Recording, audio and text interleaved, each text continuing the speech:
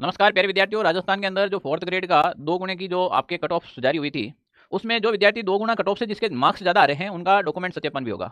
अभी एक scrutiny form होता है, वो भरवाया जाता है। स्क्रूटनी फॉर्म क्या होता है, वो अपन समझते हैं। बहुत सारे विद्यार्थियों के कमेंट आ रहे हैं कि सर ये क्या चीज़ होती है, क्या कोई नई चीज़ है क्या?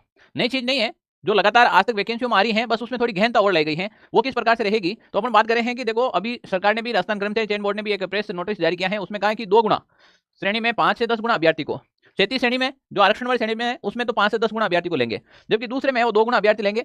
अभ्यर्थी को पात्रता एवं जांच दस्तावेज सत्यापन हेतु सूचीबद्ध किया गया है, और इनके लिए हमें दिनांक 9/2/2000 मतलब 9 तारीख यानी कि फरवरी 2026 के दिन ये लिंक ओपन होगा, जिसमें स्क्रूटनी फॉर्म होगा, वो आपको फिलअप करना है।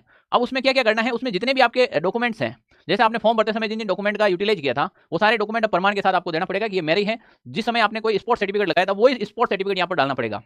अब काफी बच्चों के कमेंट आ रहे थे कि सर मैंने एससी की जगह एसटी लिख दिया, अब यहाँ पर वो आपको एससी लिखा, एससी का सर्टिफिकेट मांगेगा। अब आपके पास नहीं है तो आप यहाँ पर फंसोगे।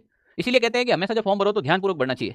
उनका सॉल्यूशन क्या है, अगर किसी के साथ ऐसी गलतियां हुई है तो आप हमें कमेंट कीजिएगा, मैं बताऊंगा इसका सॉल्यूशन क्या मिलेगा।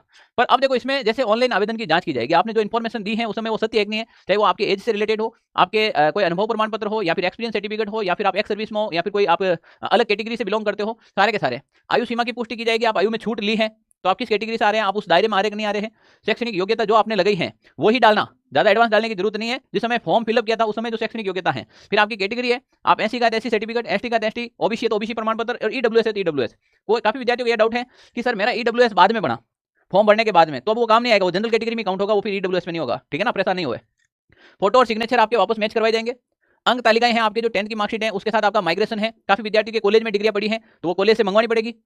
अगर कोई कॉलेज वाला नहीं देता है तो इसके एक कोर्स एफिडेविट लगता है, इसके लिए आप उसका भी यूटिलाइज कर सकता है। इसके अलावा जैसे कोई डिग्री डिप्लोमा लगाया हो, जैसे स्पोर्ट्स सर्टिफिकेट हमने यहाँ पर ले लिया, फिर आपका जाति प्रमाण पत्र है, मूल निवास प्रमाण पत्र है, आय प्रमाण पत्र, इनकी अवधि होती है जैसे 6 महीने तो पुराना नहीं होना चाहिए, तो वो भी चीजें इसके साथ में मांगेगी। अब मैं अभी भी कह रहा हूँ, किसी भी विद्यार्थी के इसमें से कोई भी डॉक्यूमेंट फॉल्ट है तो आप इतना पैनिक नहीं हुए। सही रास्ता यह है कि जब भी आप डॉक्यूमेंट वेरिफिकेशन करवाते हैं और उस समय आपके कोई डॉक्यूमेंट में कमी पाई जाती है, तो आपको सप्ताह 10 दिन का टाइम दिया जाता है।